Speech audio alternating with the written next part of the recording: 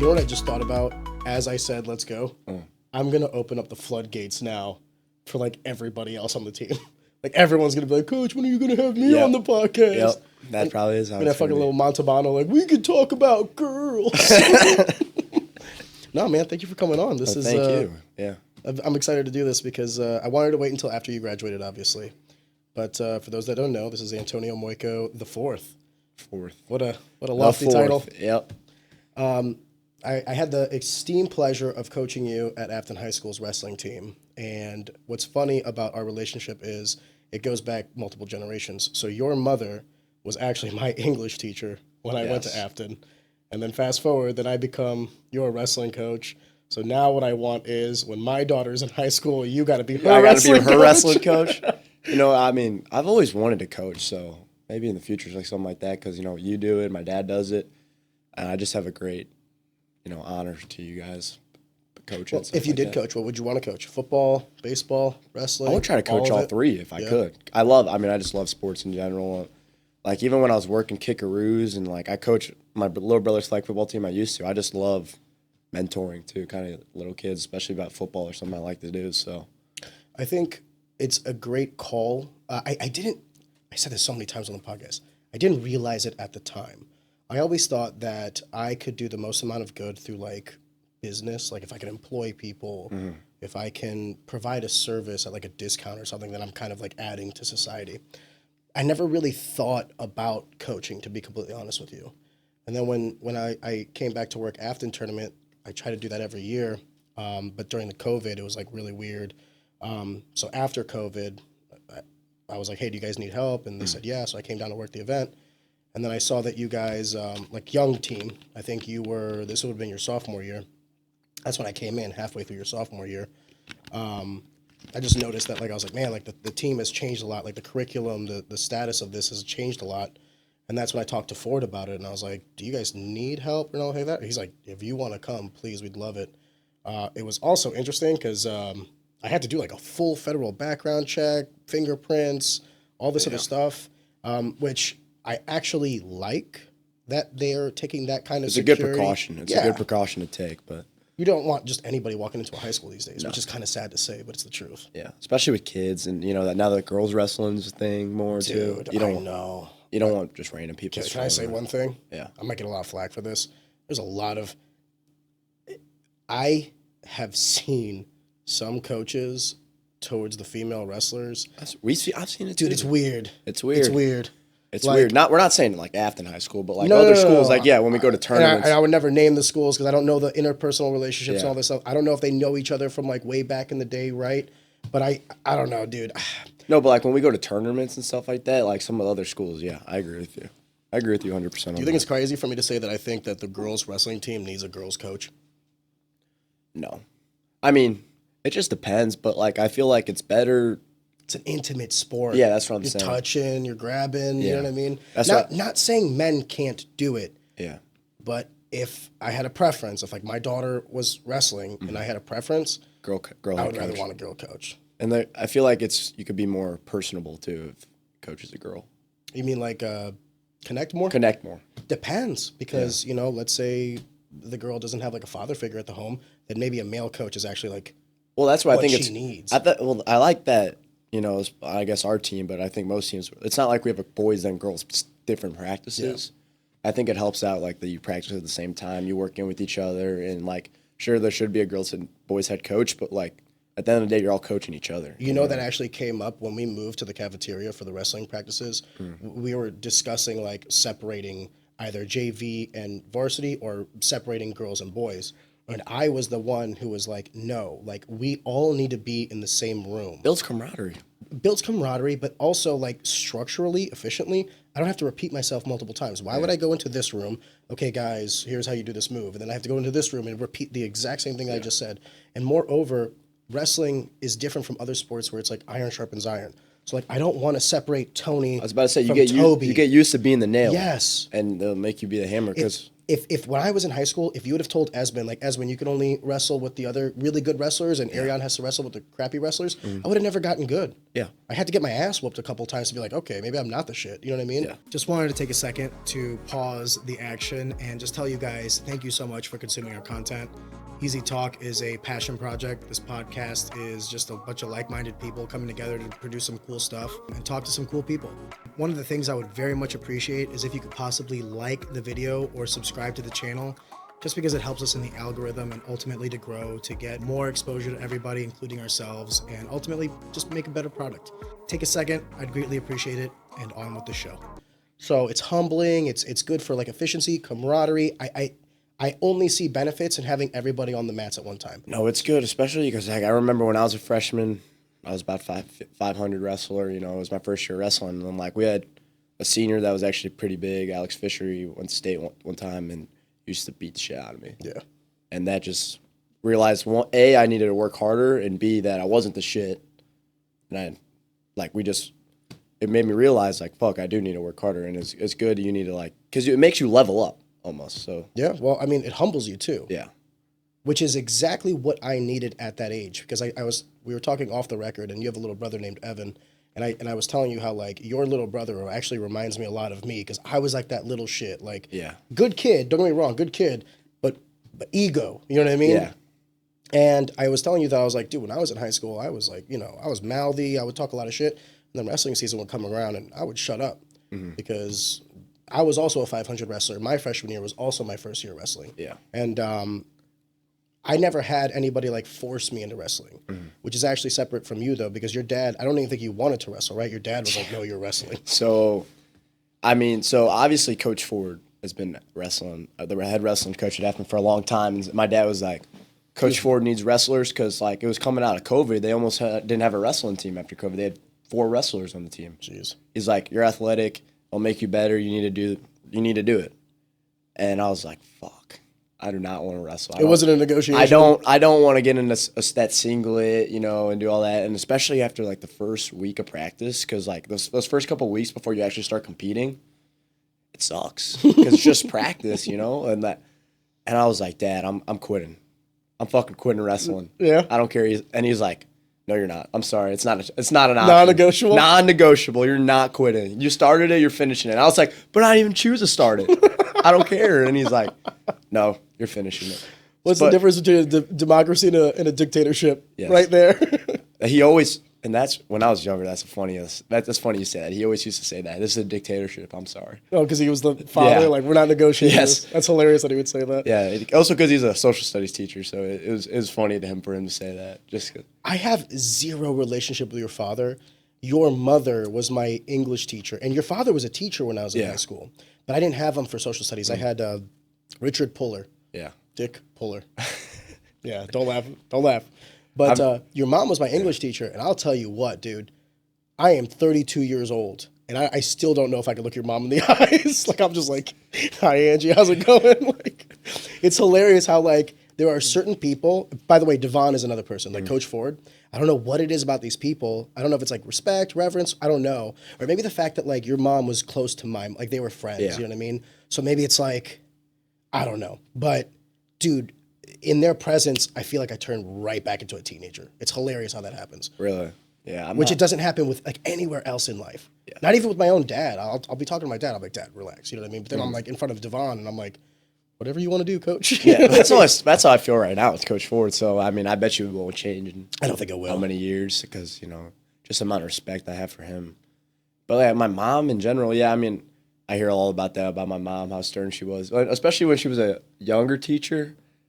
Like she wasn't stern. She was just fair. Fair, yeah. Which to kids you It's might, stern. yeah. Like at the time, I was like, man, you know, Angie, she's a hard ass. But then when I look back on it, I was like, what was she hardest about? Like paying attention in class and turning in stuff. What she was she didn't give like inches that other teachers were. Like, oh, you can turn it in tomorrow. She'd be like, no, I told you Monday. And I think this, but I'd be curious to hear what you say. I think kids crave direction and discipline because left to their own devices, they can get lost, and being lost is frustrating. So like we think that as youth, we want this freedom. Like I want to be able to choose whatever I want to do.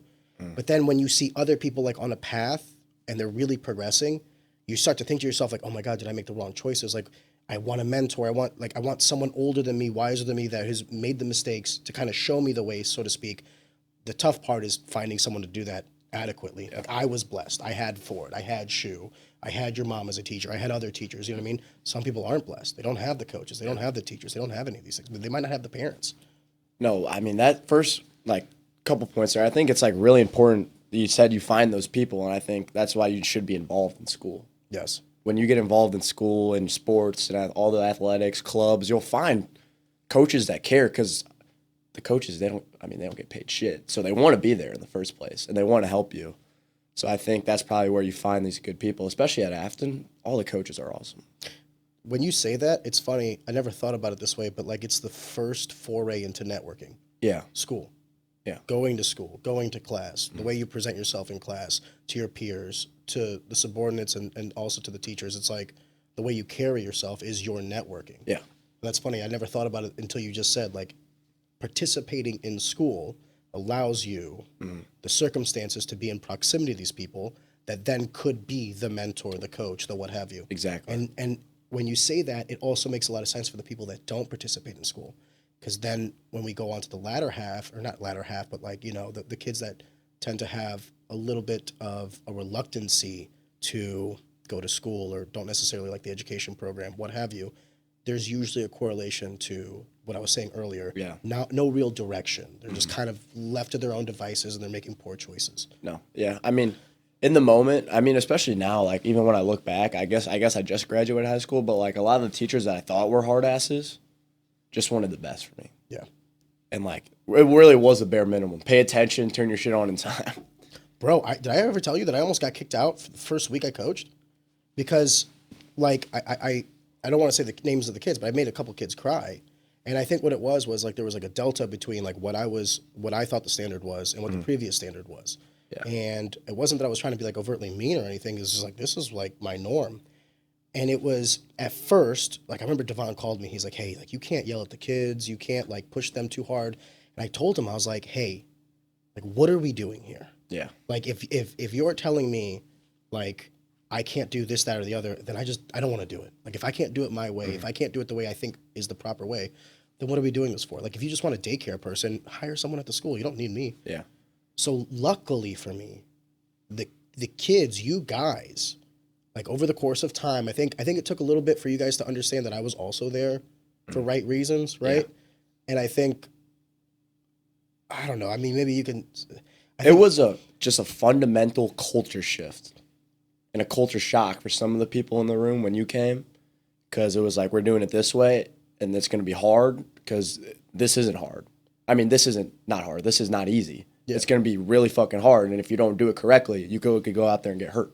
Yeah. Because it's the one sport where, well, not just the one sport, but like a sport where you could get physically hurt if you don't know what the fuck you're doing. It's the most physical outside of football, in my opinion. Yes, exactly. So in some ways more. Football's very physically taxing because of the impact and, you know, looking the other way, someone blindsides you. I mean, in my opinion, football's the most dangerous sport in high school. I think wrestling is a close second. Yeah. But no, it was just a culture change. Like, you know, it was kind of like my freshman year, it was kind of like people were skipping practice and like nothing really happened if you skipped. Like practices weren't that hard. But like when you came, it was like, we're here to get shit done and win and compete, because that's what it's all about, because that's what Affton wrestling kind of was when you went there. And I think it made it a lot better, like that you realize this guy in front of us, his name is up on the wall too. He's been on these mats, he's done the exact same shit you're doing. I think, you know, you respect someone when you realize they're not asking you to do something they never didn't do. You did the same shit we did. There's no hypocrisy. Yeah, exactly. So, I mean, it was hard for some kids because they weren't really used to it, especially after COVID. You know, a lot of shit was optional, and then it was good. It was good for a lot of people. I know for a fact it was really good for me. First off, it changed my body completely. I don't know if you remember me my freshman year, kind of like you were a little thicker. A little thicker, you know, but it just got me in such good shape and so mentally tough. You know, like even when like I'm at school or like something's bothering me, I'm like, fuck, dude, I used to wrestle. I used to run toppers for 45 minutes, sweat and cut weight, do all this shit. it's a badass thing to do, and it will just make you mentally tough for the rest of your fucking life. I bet you carry wrestling with you right now. Yeah, I mean, both consciously and unconsciously, but I would agree with you that, I fought after wrestling, but fighting didn't give me any of the mental accolades that I value in myself. It was all wrestling. A lot to that point, but I would also say that it worked both ways, though, because when I first came in, I was like, it was before my daughter was born, and I was like much more cold. Yeah. Does that make sense? Now, I think that coaching you guys, okay, when I first got in there, I didn't know any of the kids. So I was like, all right, our goal is to get good at wrestling by any means necessary. Yeah. Then you start to learn the names, you start to learn the kids, you start meeting the parents and all this other stuff. So you get, my first year was, I say this all the time, my first year was because Coach Ford asked me. The second year was because I wanted to. The third year is like, I can't wait for next year. Like, I love doing this now, right? And a big portion of that is not wrestling. I really don't give a shit about wrestling like anymore, to be completely honest with you. Yeah. I care about the vehicle that is wrestling and the kids. You, Mercury, P-Hop, Toby, the incoming freshman class. I just, like, there's just so much potential in the next generation. Don't forget Bao. And Bao, the GOAT. Bao. The greatest wrestler that's ever existed in Affton. He just doesn't know it yet. But it reminded me of like what was important. And it's like, okay, I can buy things. I can put money to work, yes. But the main thing that I think I can do is give time. Just like time was given to me. I'm going to have Hill on. I want to get Devon on, but that's going to be a tough nut to crack. Yeah. Because he doesn't like talking about himself. Yeah. But I think he's got like the most like expansive story. Oh, yeah. But I'm going to get Tim on, and one of the questions I want to ask him is like, I am legitimately not upset, but like, I'm going to be sad that you and Mercury aren't going to be there next year. Like, I'm glad that you guys are going on to bigger and better things, but like, there's a part of me that's like, dude, we're not going to have you guys in the room. We're going to lose that leadership. We're going to lose that energy. And I think to myself, like, dude, this is my third year. It's Devon, who's seen generations of kids come and go. Yeah. Tim, who's been doing it for, I think, 20, 30 years, almost as long as I've been alive. You know what I mean? How do they look at it? I'm genuinely curious at, like, or your father, because your father was a coach for football. Yeah. I'm sure when he sees Marcus, like, I'm sure it, like, brings back all those feelings he had when Marcus was in high school, or anybody else from, like, alumni that also played football. I'm slowly developing a network of older gentlemen that are, like, shaping me and younger gentlemen that I like to think that I'm kind of giving back to. And it's such a weird... It makes me more sensitive. I'm more sensitive now. It's just more emotional. I don't know how to describe it. I mean, it makes sense when you're around a bunch of kids all the time. You just learn them. You become empathetic to their situations and stuff like that. You also see them overcome shit. Like, that's the thing. And that's the beauty of that wrestling. I love the most. Yeah. When it clicks for you guys. Yes. And you're like, oh, hold up. I can be a badass. Yeah. And then you start walking with a little bit of a swagger. You get a little bit more confident, a little bit more cocky. I see that you start caring about this. And then when I see you guys coaching the underclassmen, I'm like, there it is. Yeah, I mean, like you said, like the wrestling, like I love wrestling, but that's not the part I'm going to miss. I'm going to miss the guys, all the coaches, and just like those long bus rides where we all just sit there and shoot shit for fucking 2 hours. We're going to Mizzou, Me and Tim would just argue about politics. Yeah, exactly. But like you'll miss, those are the things you miss. They'll miss. So I'm going to miss it. Yeah. I'm going to miss you guys. You and Mercury were big parts of the team, and yeah, but the nice thing about this too is high school is 4 years, but the rest of our lives are forever. And I said this to you, I was like, congratulations, because now I'm not your coach, I'm your peer. We're both Affton alums, you know what I mean? Which is crazy to say too. It's forever, right? Yeah. Are you excited about college? I am very excited for college. I mean, high school, I loved high school, but like it was kind of ready, like last couple weeks of high school, I'm like, all right, Time to go. Let's move on. I really enjoyed my time at Affton, and I love it. I loved it to death, just like how close the community is, that you won't have at a bigger school. Everyone knows each other, and it's like kind of the downfall, but also it's what brings it up. Everyone knows everybody. Well, pros and cons, right? Like when I went to university, I actually liked the anonymity. Yeah. Like university was actually where I thrived. When I was in high school, Tony, I cared about sports and girls. That's it. Yeah. And then because of my ACT score, then I got Bright Flight. I was like, oh, like maybe I can go to college. I had no plans on going to college. I didn't know what I was going to do. Mom gets sick, get Bright Flight. I was like, okay, well, guess I should go to school. Yeah. When I went to UMSL, it was just like, because I didn't really I didn't know anybody or anything. It was like, okay, I'm now paying for this. I'm a man on a mission. You know what I mean? And then in high school, I think I had like a 2.0 GPA. University, I graduated with a 3.9. Yeah. And then it reminded me like, oh yeah, I'm not stupid. Like I can do this. I just got to put my mind. It was just to an it. effort thing. Yes, Yeah, 100% direct correlation to effort. Yeah, but that's also what happens when you age. When you get older, you get more mature, and situations happen in your life, you'll realize you need to put more effort into things, you know? Yeah, you weren't the same person you were when you were a sophomore in high school. Fair, but I wish I would have been a little bit more of ahead of the curve like you are. Yeah. You very much impressed me with your maturity and the way you handle yourself because you're kind of, it's not as if you play like you know because all you do is ask questions, which I think is like the greatest form of wisdom or intellect, to be honest with you, is asking the questions because you don't know shit. But when I was in high school, like I said, you and I, similarities, but different in a lot of ways as well. And I think that's a direct correlation to your parents. You have, and this is where I was going to get at with like, there's this great debate between nature and nurture, right? If you take a kid and you put them in a bad environment, what are the chances that they're going to turn out bad? Yeah. If you take a kid in a good home and put them in a bad environment, what are those odds? If you take a kid from a bad home and put them in a good environment, what does that look like? In a lot of ways, you're kind of like the poster child for what happens when you have both. A great environment with great network because all the coaches and teachers knew your parents. And then at home, two loving parents that loved each other, did everything that they needed to do the proper way, got married and all those other things. I mean, in a lot of ways, you have like the perfect upbringing. But I'm curious to hear from your perspective, is that something you value? Do you think that perhaps it has shielded you too much? Do you feel prepared for the real world? Well, I think, like you said, it's really cool because it's a mix of both, kind of. Like, my mother, she will nature you, like give you so much love, and then if you do something, she's on your ass. She's on your bumper, let me tell you. So, and my dad's the same way, too. Especially when I was younger, I would complain. Like, he would always tell me there's no can't in this dictionary. Don't say you can't. And that's something that's always stuck with me. God bless. So, like, even from a young age, that's how it was, It was just like, kind of like, my grandparents on both sides, that's kind of where it stems from. Both sides of my grandparents, they moved here to this country, and they just worked their ass off. It's all hard work is what it really was. My papu, as I like to say on the Greek side, he worked in a factory for 40 years when he got here because that's all he could do. And my Lola, on my dad's side, like, she had a chemistry degree in the Philippines, had to re-educate, get an American degree in the Philippines doesn't mean anything same here, here. and then worked her way up all the way to, like, she was like at a high level at Sigma Aldridge, company. God bless.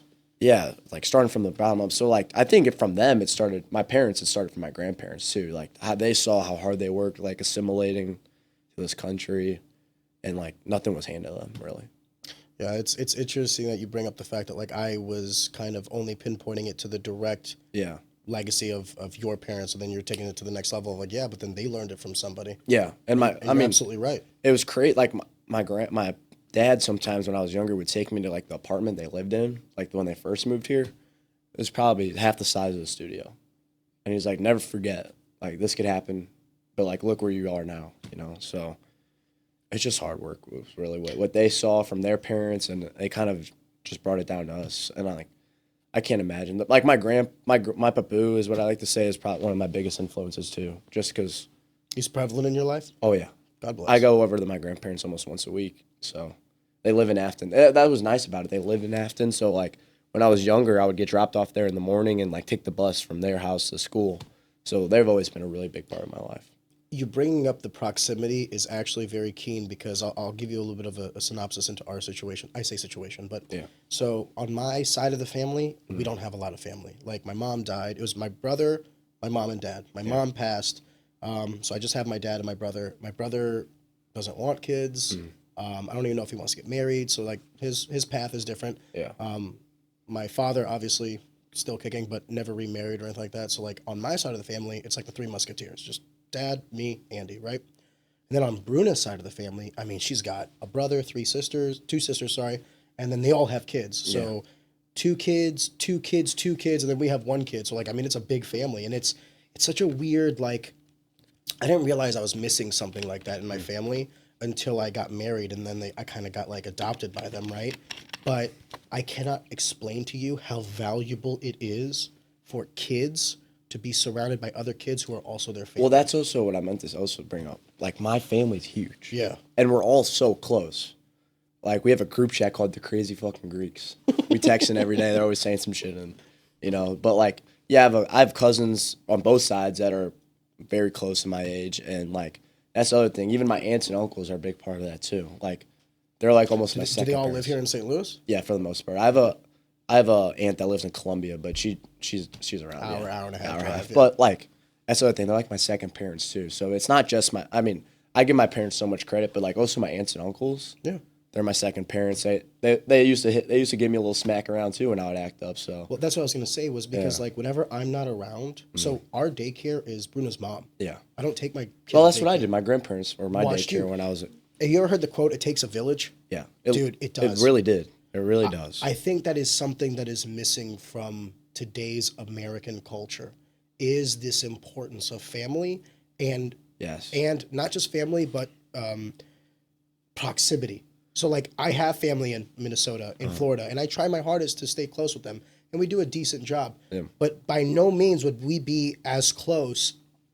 Sorry, we would be so much more close if they were down the street and I'd be like, yo, let's go grab a drink, let's go get dinner, let's go get lunch. You know what I mean? I have better relationships with people that aren't my blood than I do with my blood because of proximity. Somebody. And that kind of sucks. It's important. I mean, I also think it's kind of like, you know, I'm Greek and Filipino, but like family is such a big part of their Conservative culture. values on both ends. Yes, it is, and it's just so big in their culture that like family comes first over everything. As it should. Yeah, I the mean, most and that's important thing. that's how it was growing up, and I mean, yeah, my mom's awesome, but like she really instilled that into me and like brought me around all my aunts, my uncles, all the time, and she's a big part too. So. How much responsibility and pressure was there having two teachers for parents growing up? It was a higher expectation, but like I never looked at it like this sucks. I was always even from a young age. I'm like, good. I want a higher expectation. I want to be better. That might sound Fuck yeah. That might kind of sound narcissistic, but no, like, I love that. Yeah. Be better. yeah. I mean, that's just what it was. That's just what it was. Like, but I mean, yeah, it was a little bit of pressure, especially in high school, kind of. What's the difference between confidence and narcissism or cockiness? I don't know. It's Understanding yourself. understanding, yeah. So, like, if you're going into a room and you think you're better than people, but you've achieved nothing, then you're a narcissist. Yeah. You're cocky. But if you go into a room and you're like, I'm the best one in this room because I've achieved more, I've done more, I do more, then yeah, that's not cocky. That's the truth. And, like, I think everyone should try to strive to simultaneously be the best in that room and then go to a different room where they're not the best. Yes. To constantly... And that's how I feel too. I always want to learn, and always want to surround myself with people who know so much more than me, and are better than me, because that's the best way. Iron sharpens iron, as we were saying earlier. But like going back, like on the pressure thing, like, you know, especially since my dad coached me in my freshman year, I felt like it was a high expectation, but I wanted that.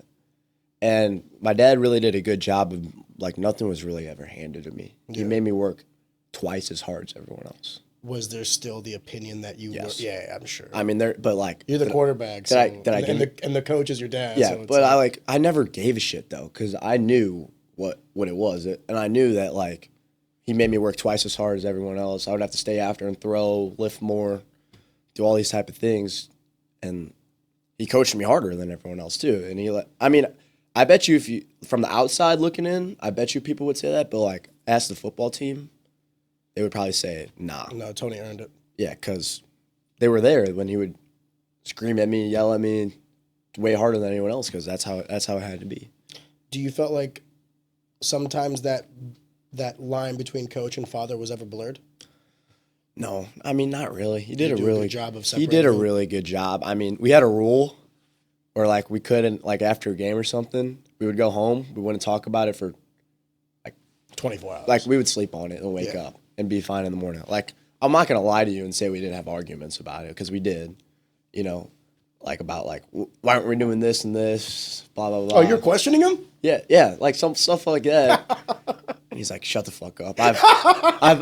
I've forgot more football than you know, so shut up." Is what he used. If to you tell would me. have questioned me as a coach, I would have told you to shut the Yeah. fuck up. But it wasn't really blurred for him, but I feel like especially when I was like a freshman, sophomore, I was like, fuck, it's my dad. I could say whatever the fuck I want, you know?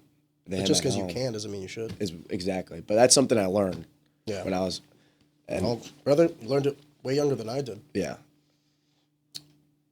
I want to take a slight deviation, if Yeah. you don't mind, away from, education in your family and go more towards the time.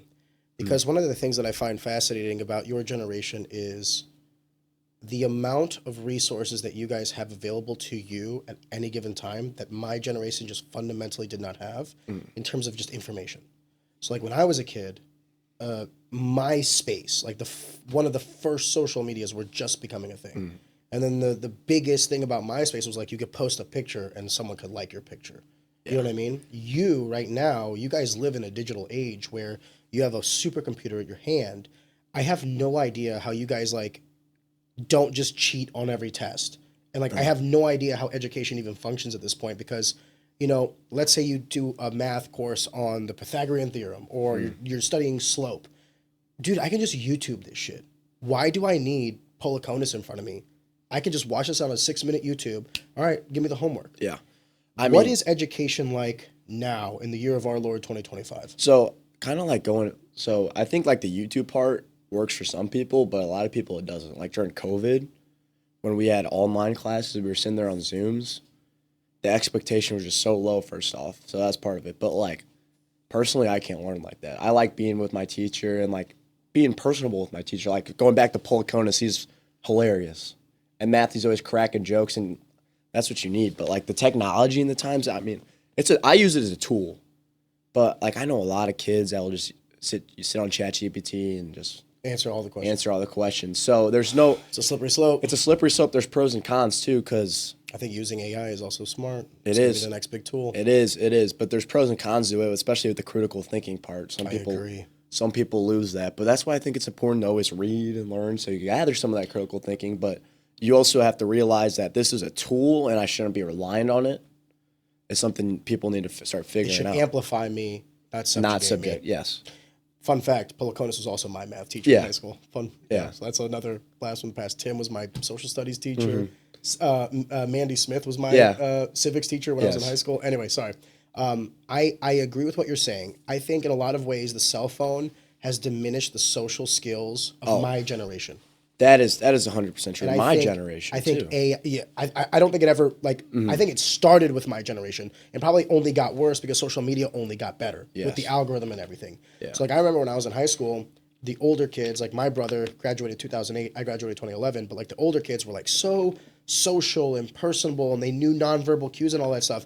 By the time I was a senior, so like within 3.5 years, I could see the freshman class like they didn't know how to talk to one another. It's horrible. And I thought to myself, like, this is only going to exacerbate. And it did.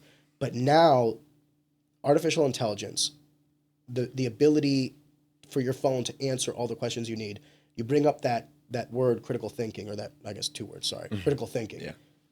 That is the thing that I think is going to be the next big, like, we're going to have to actively introduce pressures or inefficiencies to maintain people's ability to critically think. Well, I mean, I think Affton does a really good job. They have good teachers, but like we have a math teacher, Mr. Keith, Hancock. Yeah, Hancock's wrestling coach. Shout out. I was always just like, I'm in his college algebra class, or like I think I was in his algebra 1 class because I was a freshman at the time or something like that, and I was like, when am I ever going to learn this? Why do I need this? And he's like, sure, like first off, you probably will some of this, but second of all, it's not just the math. It's the critical aspect. You're training your mind to do something harder.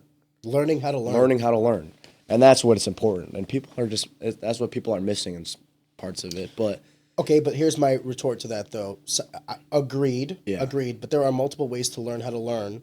Perhaps the argument could be made that there are more efficient ways. And instead of having a kid sit down in a math course when maybe they're going to be a nurse or whatever, and they don't necessarily, granted, math is a bad example because I think math is universally important, first of all. So perhaps it's an English course and you're going to go into the Army and you're like, I don't give a fuck about how to properly structure my paragraph. You know what I mean? Yeah. I can understand some of the counter-argument to and from. But I think we also in a day and age where we have these alternate schools now. like Alternate schools? like South Tech. What is that? You know what South Tech is? Or so people half the day, like you get the choice, your junior or senior year. So I was part of CAPS, but South Tech, for example, is like they have half your day. They have welding. I know Adam. Oh, trade skills. Yeah, Adam was in welding and electrician school half the day. No shit. I didn't know that. In high Serenity school. did South Tech half the day too. She did the vet stuff, right? Vet That's how she stuff. got that? Yeah, and a lot of I love that. yeah. So I mean, there's a lot of they're coming around, and those schools are getting really important. But shout out STL CAPS. That's what I was part of. What does They have CAP stand for? Center of Advanced Placement Skills. Gotcha. So I was in the business program, but they have an engineering and a healthcare strand too. But it was awesome. Just like half the day, first off, we networked a shit ton with a lot of different business professionals and stuff like that, and just like we learned real business skills, like networking skills, and like how to properly write an email like to a business, someone that's a business professional, because it's not the same in school. They don't want to read a fucking paragraph. I won't. Yeah, If you send won't. me a paragraph, You I won't. You won't. Exactly. Can I tell you what I do now? What? Internally, I don't even write emails. My email's the subject line. Really? Get this shit done. Send. Yeah. I mean, that's what I'm saying. So like stuff like that. Internally, externally. Yeah. Hello, comma. Great day to see you. At the end, thank you, comma. Signature. But and then your second semester CAPS, they place you. They don't place you. You have the opportunity to. You have to interview yourself. Like they also do interview skills, like business interview skills. They grade you on it, but you have to interview and try to get an internship. So half the day I was interning there at MSMF. So How many mock interviews did you do? 3. Nice. Yeah. How'd you feel? Easy. Can It's I tell like you talking something? to someone. I fucking love interviews. Yeah, they're easy. It's just You talking can to talk someone. about yourself, how Yeah. great you are. Yeah. Tell me about a time you overcame an adversity. Oh, sit down. Which one do you want? Which one? Which time? Which time? Exactly. What's your main weakness? Too strong. None. But yeah, it was good. I got an internship, and that's something to put on the resume for the rest of your life, and that's all business role is now. Experience, really. I actually don't really even think those resumes matter that much, dude. If I can be honest with you, like, Yeah. I've had 5 professional jobs since graduating university. Okay. 2 of the 5, so 3 of those jobs I got because of who I knew. My resume didn't matter. When I went into the interview, it was basically already my job. The interview was just like an HR procedure. Make sure you're not a. Yeah, and then it was like my job to Cokehead or lose, something. not my job to gain. Yeah. The other 2 were like cut and dry. Like I did an interview, didn't know anybody in the company, crushed the interview, got the job. You know what I mean? Yeah. But the reason I bring that up is a skill set is important. The underlying abilities to fill out a resume are very material, but so is network. I think network is so important, but that's what they teach you there too. But without underlying skills, you won't be able to network because no one wants a useless person. That is true. Does that make sense? So it's like, what came first? Like, did I get the job because I had the friend, or did I get the friend because I had the skills? Like, you know what I mean? You kind of need both, but I guess what I'm trying to say is, if you have one, you can succeed. If you have the other one, you can succeed. And if you have both, you can thrive, dude. You can off to the races. Yes. So I would say that if there's anything I see missing in the next generation, truly, it's the social skills. It's the soft skills. Yeah. Learning it's never been easier. Yeah, because learning- of the technology that we were talking about. But then you need the social skills too. No, that's That's really the ability to bullshit. yeah. Number 1 criteria for getting hired: can I have a beer with this person? Do I enjoy this person? Are they a good fit for our group? Yeah. I mean, most companies are just culture. Dude, I building on ask culture. one question. Whenever I interview people, I ask one question. You're going to miss a deadline. What do?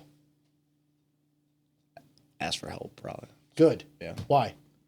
So people can help you get it on time, or No, 2 reasons. Stop wasting my time and stop wasting your time. Yeah. And let me show you the first time how to do it right. Yeah. If you're constantly missing the same deadlines for the same reasons, that's the definition of insanity, and I don't want insane people in my business. But like, I don't want you sitting there for 4 fucking hours beating your head against the wall thinking like, oh, I got to come up with this answer. Just ask me. I'll give it to you in 5 minutes. Move on to the next thing. And it also shows me that you have enough humility to when you need help, you'll ask. You're not so ego driven that you're just going to be inefficient and waste time and try to hide from me. Yeah. But also, if you're not coming up to me with the same issues, that means you're also like ego driven enough with your work that you want to make sure that you're progressing. And doing if it you right. come to me Monday, Tuesday, Wednesday, Thursday, asking me the same questions, I'm going to fire you on Friday. Yeah. But if you come to me on Monday and ask us a question, and then you come to me on Tuesday and ask a different question, and then Wednesday ask a different question, you're going to be the best employee because after the course of a year, you will have asked so many questions and learned so much. And I get the opportunity to mentor you that you're going to be a superstar. And I think so many people think they need to be perfect. They don't need to be perfect. They just need to not fuck the same shit up. That's all you need to do. Yeah. Don't fuck the same shit up. Yeah, that's something I always try to tell myself too. It's okay to fuck up, but don't do it twice. Yeah. Yeah. Well, volume. Yeah. For every one fuck up, you want 5 attaboys. Five attaboys. 5 attaboys. Yeah, if I that get is hey, true. attaboy, then you get 1 fuck up. Yeah, that's true. That is true. There's You a- need to get you need It's a skewed scale. Yeah. Is there any part of you that's gonna miss high school?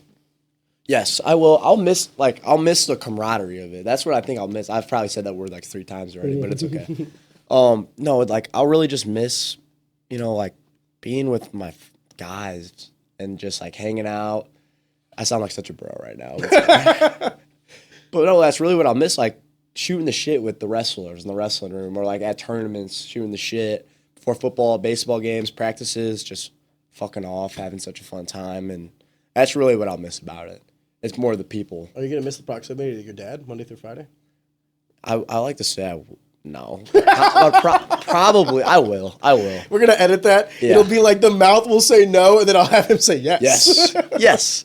No, I mean, my dad will be fine. I'll be fine. We'll be fine. Not that you wouldn't be fine. Forgive me. Yeah. I guess what I'm trying to say is like, Like, the relationship. yeah, like you're walking down the You know hall. what? Like, Yes. what's up, Now Dad? that you say that, yeah. Because I mean? sometimes, like, I wouldn't like have a free period or something. I'd stop in there and we just fucking just go hang chat, out. hang out. So yeah, Yeah, I will man. miss. I will miss that. I'll tell you this. This is a wisdom I think I have acquired. Spend as much time with them as you can. Yeah. Because one day, it is the natural progression of life for a son or daughter to bury their parents. Yeah. And never the other way around. Mm-hmm. That means that there will always be a delta between when your parents die and when you die. And let's say, we don't know how long we have with our parents, but I know that there will be a time after that I won't have them. So the time that I do have with them, let's utilize that. Because like my mom is the prime example of this. If you would have told me at 12, I actually, this is like a regret I have as a kid. Yeah. Like 13, 14, 15, I wanted to chase girls, play video games, all this other stuff. If you would have told 13-year-old Arion, mom's going to die at 19, dude, I'd be like, Mom, let's go to the park. Mom, you want to hang out? Like I would have spent more time with my mom, as much time as I could have. Now, hindsight's 20/20. So of course, if Yeah. everybody understood when that would, then the calculus is easier. But I think it's funny how you genuinely don't know what you have until you lose it. So I guess what I'm trying to say to you is, you're used to seeing your father. I'm curious to see what it's going to be like when you go to university. And I guess. you're going to feel isolated on an island. Yeah, but no, I mean, it's only an hour away, hour 30 away. Fair. And they've done a good job enough, like nature versus nurture, where without them I could be fine. But no, you're right about that. About like it just made me think like what would happen if something happened to my dad like in a year, It's By the crazy. way, like knock knock on wood. wood. Yeah, I'm not like. But like, fuck, it's a reality that anything could happen at any time, and it's crazy to say that, but It's a double-edged blade of having a family. Because Yeah. then, by virtue of having people that are close to you, you will inevitably feel the grief of loss. yeah, So I don't say that to be morbid. I actually say that to like really put into focus the importance of the family that you have. Yeah. I think to myself, like, for my daughter, for instance, the same thing that I just said about parents, I say for my daughter. Because, like, I'm not going to be there for my daughter's whole life. Like, she will eclipse me she will bury me. You know what I Yes. mean? Yes. So I want to make sure that I get as much time with her as I can before that day comes. That's the goal. And I don't know. I guess what I'm trying to say is, I think when you're in university, you might have like, I miss mom. I miss yeah. dad. I will. I mean, I'll miss the cooking. That's for sure. And Dorm food's gonna suck, brother. I'm telling you right now. I know, and sometimes paying for the gas and stuff like that. I'll probably miss that. No, I'm joking about that, but no, you're right. I mean, it will be weird not seeing my dad every day, and it's luckily my brother is going to go to school with my mom too, so he'll get the same experience I had, which is good. His daughter is gonna go. By the way, do you mind if I say your last name? Sure. Angie, is she gonna be a freshman next year? What school is Parkway South. Parkway South. Angie, Parkway South. You're gonna get a girl named Frazier, last name Frazier. Don't want to say her first name because I don't want to dox her. But good girl. Yes. Look out for her. Yes. Her father is very worried. Nah, but yeah, I mean, she does a good job, especially like, you know how many people like over this, it's crazy like the amount of compliments, like people come up to me and be like, your mother is one of the best people I've ever met in the entire world. I don't think I've ever heard someone ever say anything bad about my mom. God bless. It's the craziest thing. I mean, I Find guess pride in that. yes, I do. And I'm just so lucky to have her and just like call her my mother. Like when she officiated a wedding yesterday and I was like, she is so graceful. It's the craziest thing I've ever seen in my entire life. Well, and also on top of like, she's a superhero. She really is. Just like how she could balance being a principal, but also at the same time being a mom and being there for us every step. And Dude, she was at like all your wrestling meets. Exactly. All the tournaments. Exactly. And she's a principal, but she works her ass off in that too. So there's not a lot of people that could do that could have both. What did we just say though? We were just talking about how we are understanding the importance of like me as a father. I want to spend as much time with my daughter. Yeah. I am positive that is what your mother and your father think as well. Yeah. Like, yes, they work because they have to, obviously, to make ends meet and all that stuff. But they're working so that when you do have the wrestling meet, they can come there and watch their kid and watch you flourish and grow. And it's going to be the same thing for Evan. I think it's like, you know, it's an age-old adage of like, do we work to live or do we live to work? It's like, dude, I work so I can live. Yeah. And that's why I always tell people make more money. Yeah. Everything's Money's an the economic delta, brother. problem. Money is the delta. That is true. I wish when I was in high school, someone would have looked me in the eyes and just said like, hey, this is going to sound so bad to say because I think there are many forms of freedom, but nothing has afforded me more freedom than money. Oh, yeah. I don't doubt it. That's the reason you can do the things you want to do. Exactly. I said it all the time, but if I was like having to work like 2 jobs and one after the other to make ends meet or whatever, I wouldn't have had the time to like be a coach. Have this podcast. Or have this podcast. Do anything you want to do. Shit that I want to do. Yeah. I mean, you said this before, but I also think like passion or work, you need to work so you can do your passion. You have time to do your passion. I think the people that can do their passion for work are the truly lucky ones. Yeah. But I think that no matter what you do, it will feel like work. I say this all the time. Even a porn star says they're going to work today. Yeah. You know what I mean? So it's like, what are we talking about? So I think, you know, Conor McGregor had that quote, like, they love you this week, they hate you next week. Make sure you get paid both weeks. You're going to love and hate what it is that you do. Just make sure that you're getting monetized at the most that you can for it. Which kind of brings me to the next question of, like, what is it that you want to study in university? It's finance, right? Finance, yeah. Why finance? Why not education? Why Because not? I want to make that money. That's what it is. And so engineering. Engineers make money. That is Lawyers true. make money. Doctors make money. Why finance? Well, finance is such a broad thing, like to start Also off the with. lowest hanging fruit. It's the easiest of all those. Yeah. Finance is way easier than being a lawyer. Oh yeah, than I being know, an but engineer. I know people. I'm really thinking about going to law school too. But like, you could have a finance degree, then get into law school with that too. So it gives you a lot of opportunities to do something. If you go to law school, you can be a president. I guess you could. Well, Trump didn't go to law school. My mom likes. Never mind. Listen, you got my vote. Yeah. Anyways, but where was I going? Okay, yeah, finance. I mean, I like the world of finance also is the thing. Like, I like reading up on finance. I like politics. I like all that stuff. Like, I guess I could go.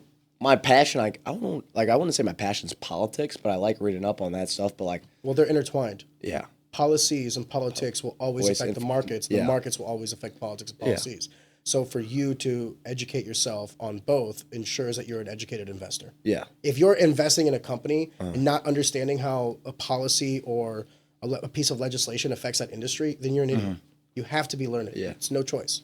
But my mom always says she thinks I'm gonna be a teacher. Going back on the education part. Possibly. I mean, yeah, I don't really want it, but I like coaching though, is the thing. But I think if I go into finance and I make enough money, I could go have the time to coach and have a family and do all the things I want to do. So You know what I want to do when I'm done, when all is said and done? I want to teach. Yeah, you said that before. Yeah, But I want to teach. If I didn't know that the schools did like this like blue collar thing too. If I did, I don't want to teach like math or anything like that. I want to teach like they have business courses in high school now, don't they? Yeah. So I would like to do like a business 101 or like when I was at UMSL, we did this thing called a student investment trust. UMSL would give us $50,000 and like legitimately give us $50,000 and we would invest that money. Yeah. And then at the end of the semester, whatever the delta was, like let's say we made $55,000, right? We'd take that $5,000 and Dr. Locke would like take us out to dinner. You know what I Yeah. mean? And like I would love to do something like that For high schoolers? for high schoolers, but like with real money. Well, my college is the exact same thing you're doing. And I'm joining that Student club too. Investment Trust? Yeah, Blue yeah. Blazers Investment Club is what Bro, it's called. it was one of the best things I ever did in my life because it really taught me like it's application versus theory. Both are important, Yeah. but I think combining them is the most fruitful endeavor for true knowledge. Because like I can read something, but then you understand like reading something gives you the synopsis of the information, but then applying it gives you the depth of its difficulty. Yeah. And understanding something and then understanding the difficulty of actually applying it then gives you, that's why I have such reverence for entrepreneurs because I know this shit is so fucking hard. Well, it's like the old saying, like school of hard knocks is the best way to learn. Like actually going through the shit is the best way to learn. I agree with that 100%. So finance instead of engineering, all of this other stuff. Yeah. I will also say that finance comes with it a skill set that transcends work. So like my financial literacy helps me with work, but it helps also you at helps me home. with everything else. Budgeting the household, in my own private brokerage, running my own businesses. You know, I don't need to outsource to an accountant. I don't got to do any of these things. You know what the fuck I already you're doing. know the skill set. Does that make sense? It would be the equivalent of like, you know, if you're an auto mechanic and something happens to your car, guess what? You just saved yourself some money. Yeah. Right? Or if you're a lawyer, I wouldn't recommend representing yourself, but if you are a lawyer, that's probably the best way to do it. You could represent yourself. You could, I mean, you legally could. I mean, you could represent yourself. You don't. know. Yeah. You don't need to have a law degree or pass the bar to represent yourself in court, but you do need to represent someone else in court. Yeah.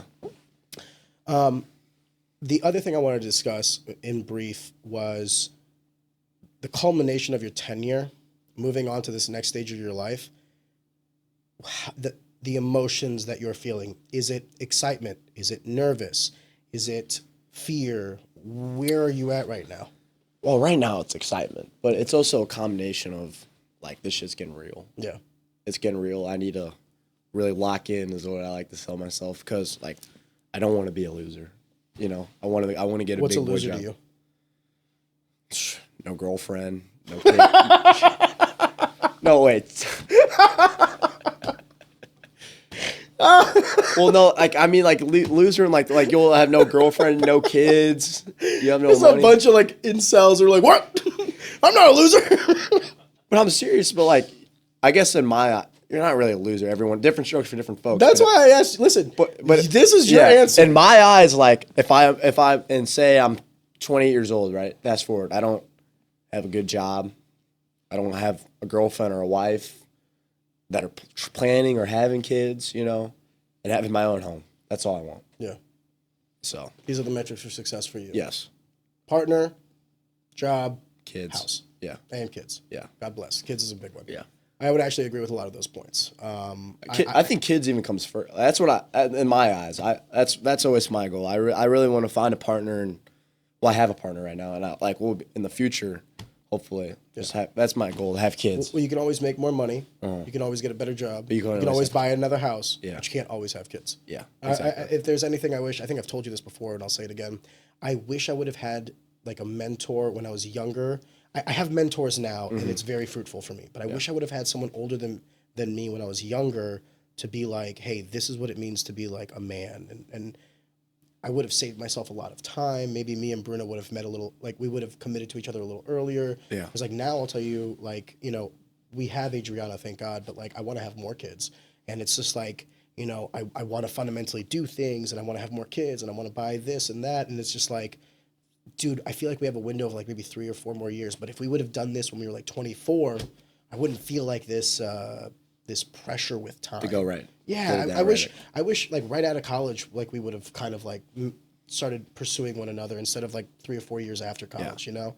But you know, everything has its timing for a reason. Dude, for sure. I mean, if we would have done that, maybe we wouldn't have had Adriana. We would have had a different kid, obviously, the way it works. So it's like everything worked the way it was supposed to be where we're at today. Exactly. So I'm very happy.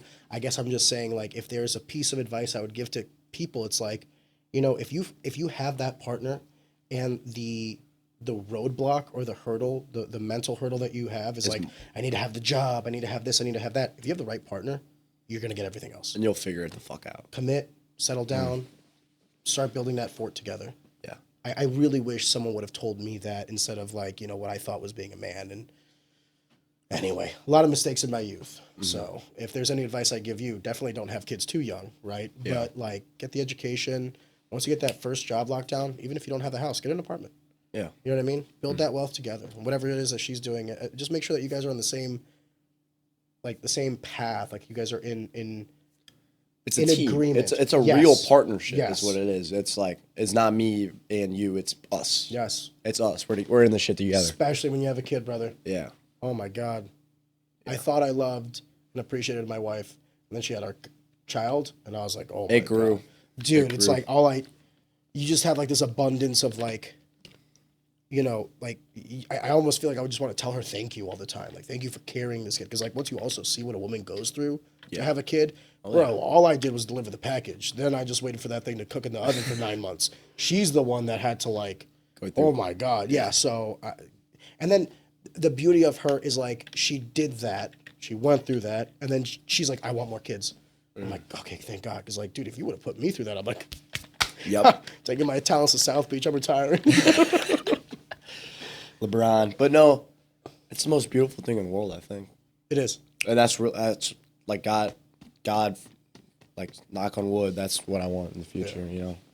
But not I too will. soon. Not too soon. Not too But soon. even I get now, my mom's gonna hate me this, but like, God forbid, knock on wood, even if I had a kid right now, I would figure it out. Is what I tell myself. Well, it takes a village, and what do you have? A village. That is not The case to for everyone. condone or say Yes. like do that.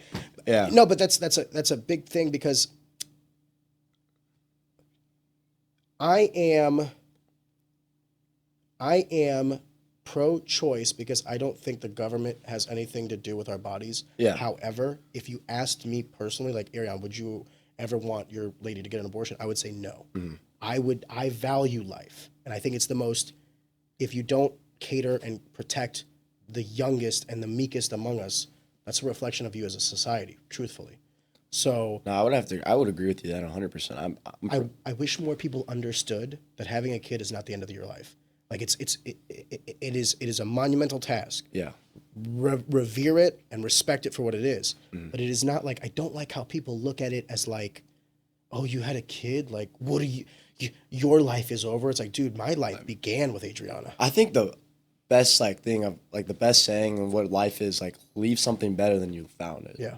And like, if you have a kid and you nurture nature and find the balance and they're a better version of you, like, that's the goal right there. It's the only thing you'll leave behind. Yeah, exactly. And if someone's a better version of you and then they have a kid and it's a better version of them, the world just overall gets better. Correct. It's a linear. Actually, it's exponential. Yeah. Because I'll give you a prime example. Had your grandparents stayed in the Philippines and in Greece, first of all, you wouldn't be here. Yeah. But the trajectories of their lineage changed because they went from wherever they went to America. They had their kids, grew up in America.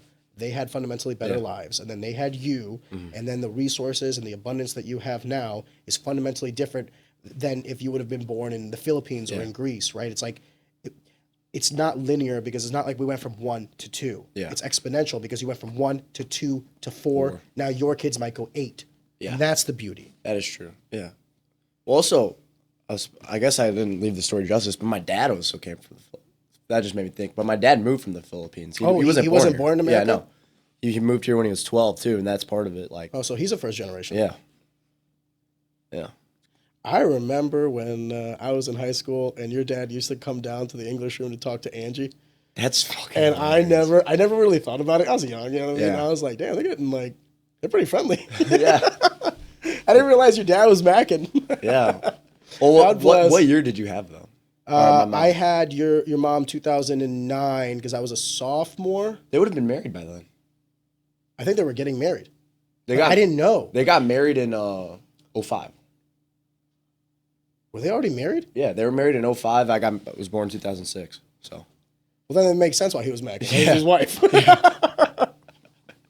Oh, Jesus. It tells you how much I was paying attention in high school. I was like, dang, dude, Muyco's around a lot. Yeah. That's funny. But no, I wonder how that. I have to ask him that someday. Like, I like, how is it working with your wife, like in the same building? I think it's got to be awesome. How's it being in the same room with your father when you're in school? Like you see Yeah. him, it's nice. Yeah. Like Well, if my mom eventually left Affton, but I know, but I'm Yeah. just saying, like, if I went to work and my dad was there, my first question would be like, what the fuck are you doing here? But my second would be like, hey, what's going on? Like at lunch, you know what I mean? Yeah. Oh yeah, that now that you're saying that, I will miss going with my dad because the amount of times like I had a study hall and I'd sit in there and he'd be like, "When's from Breadco?" Yeah, Yeah. we'd just sit there and talk about whatever the fuck we'd talk about. It's But- the little things, dude. Yeah. No, I mean my mom said something very beautiful yesterday when she was officiating the wedding. It's like it's not the big moments that make love; it's every single little thing is what makes it. Like the big things are important, but like when you wake up and just say good morning, or something like that, or just, hi, give a hug, open the door for somebody, that's what makes it. The chapters in the book make up 12 to 15 pages. It's everything else that make the book. Yeah. Yeah. I can resonate with that. I think that's a very wise thing to say. That's how I feel about my... Anyway, we're getting down this like rabbit hole of like relationships and stuff. You're still a young man. Yeah. Enjoy your time. You're playing football in college. Yes. Let's talk about that because I don't know if you know this, but the common consensus is to be a college athlete is essentially taking on like a full-time job on top of being a full-time student. No, it is, but so I am playing football. Which, by the way, congratulations. Thank I'm not you. trying to say that as like a detrimental thing. I'm just saying like it's a lot of responsibility as well. Yeah, so I mean, it is. I got my workout book the other day. Did you? For about what I have to do over the summer. It's about 2 hours of stuff like every day or 5 days a week. And I've also seen our schedule that we have. When does off season start? Because when do you go? You leave. I'll go there in July, but Got you. So- it's like workouts I have to do here by myself over the summer. But like our schedule there every day, it is a full-time job. But like I also I like that structure. Yeah, I you really like the do. discipline. I like that discipline because it doesn't give me time to go fuck around and do stupid shit. How busy is it? Or how important is it to be busy? Very important. And also, when you're busy, you're not always soaking in your problems or whatever's going on. You don't have time to bitch and complain. You're on to the next thing. Yeah, exactly. I think it's really important. I think that might be a microcosm for what what ails a lot of people, and that's purpose. Yeah. And I think that when you're kind of getting lost in the sauce and you're just busy going from one thing to another thing, like let's use your mom and dad as an example. Like they wake up, get the kids ready to go to school or whatever, then they go to work themselves, and after that they got to pick up the kids, make dinner, clean the house, what have you. Your father's going from that to coaching or whatever. By the time they get home, maybe have like a family dinner. Yeah. It's already 8 p.m. There goes the day. And then now you're just trying to enjoy the rest of each other's company until you guys go to bed. Now, rinse and repeat that for the next 18 years until your kids graduate high school, right? And then maybe leave the nest and go off to college and then whatever after that. So it's like you don't necessarily have the time to sulk and bitch and complain because you're just on to the next thing, on to the next thing. I know for myself, I don't know what to do with free time. I don't like it. Like, I don't consider hanging out with my family free time. That is family time. Yeah. I'm talking about like If you're just sitting there on your phone or Adriana something. and Bruna are shopping, going grocery shopping or whatever. I don't have a podcast. I don't have work. I don't have anything with the businesses. I'm just like sitting at home for like the next hour. I'm just like, I don't like that either. dude, I don't hate that. I don't know what to do with free time. I think to myself like, okay, what can I be doing? Now I fill it with like reading more than anything. But it's interesting how even if free time is presented, I will then fill it with something. To then give me more purpose. Well, yeah. I mean, in my free time, I go to the gym, hang out with my girlfriend, lifting like do and something like that. Like, it's good to like just not sit there and And do anything. do anything. But back to like the football part. No, I'm really excited. I'm roommating with one of my best friends growing up. Oh no shit. Yeah, shout out Chase. Shout out Chase. But yeah, he went Is to he Affton. playing football as well? He's playing football Okay. too. He got an offer to play football there too. But he went to Affton. Congrats to both of you guys. Yeah, he went to Affton his freshman year, moved to Lindbergh for the rest of his high school career. Gay. Yeah. I'm joking. All my Lindbergh fans listening, I could hear that. No, I agree with you actually, 100%. But Oh no. it's I'm gonna get like a cease and desist by the Flyers. from Lindbergh School District. Yeah, they got the money. They probably They do. got the money. Sue both of us to fuck. Allegedly. Allegedly they have the money.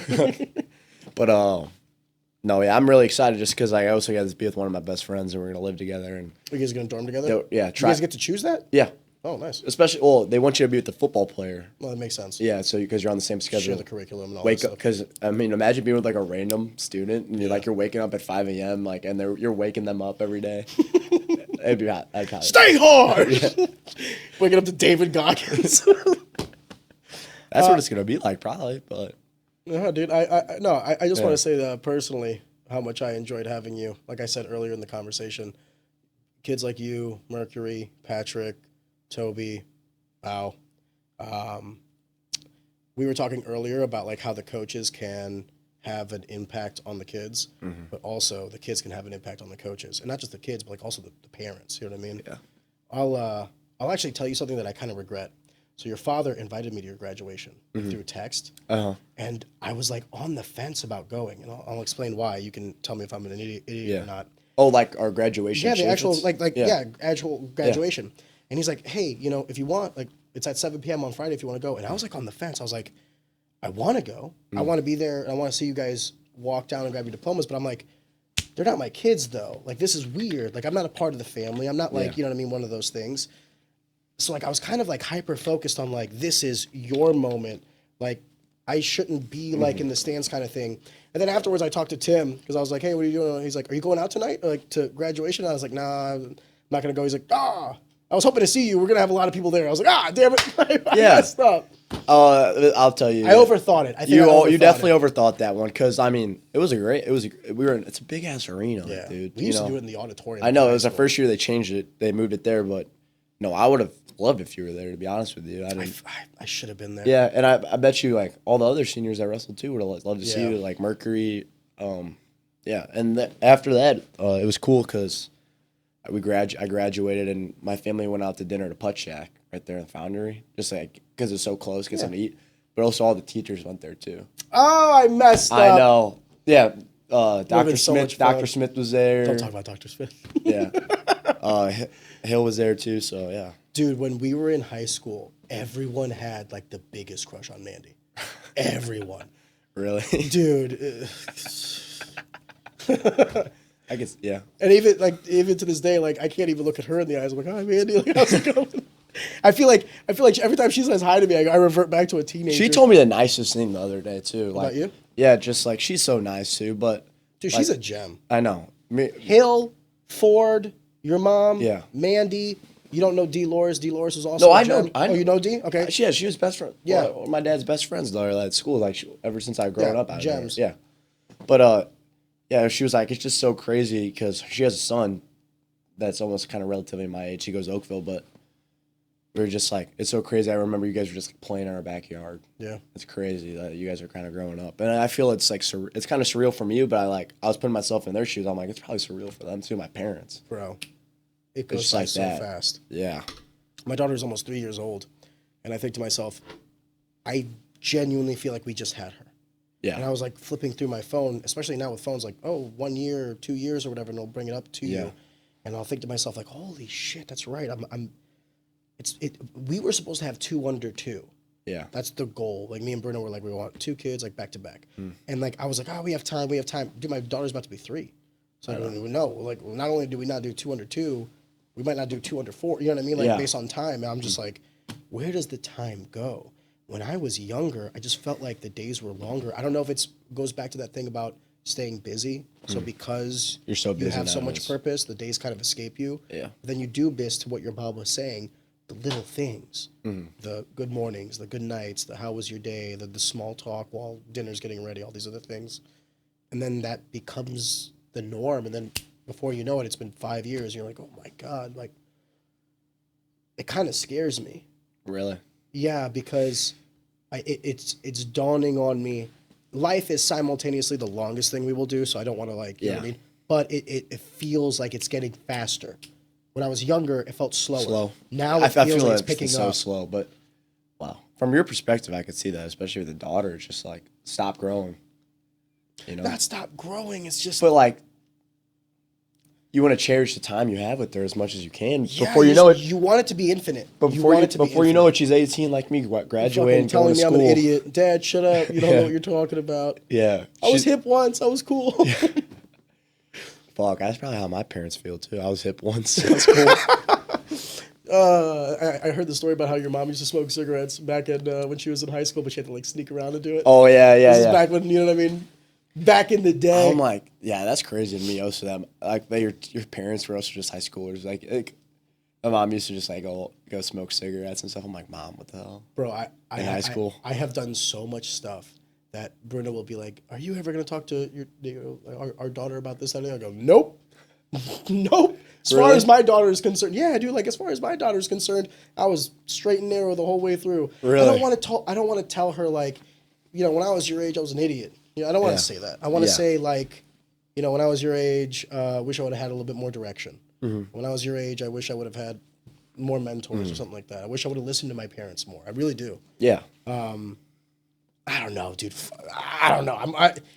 This is where I need to sit with someone that has like, multiple kids that are like maybe I need to sit down with Matt and talk to him about this. But like sometimes I worry if I'm messing this up. Yeah. Well, I know from my experience, like, but she's not even 3, and I'm like, am I messing this up? I know. Well, that's probably never going to change. But like from my experience, my parents were always straight and narrow about everything. Yeah.